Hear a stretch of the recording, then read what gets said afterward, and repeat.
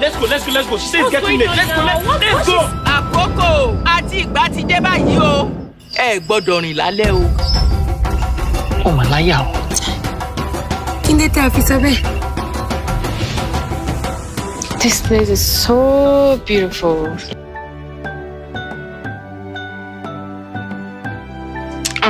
I don't kiss on my first date. Halima, why do you always have to be so cynical? Come on. What is this? They are looking for my Johnny.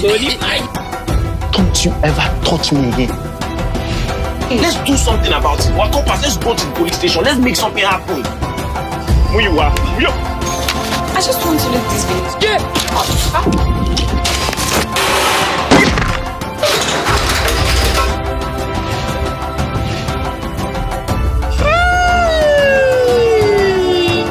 Ẹ bẹ̀rù òjìji ẹ̀ bí òjìji rẹ̀ bá kọjá lásán.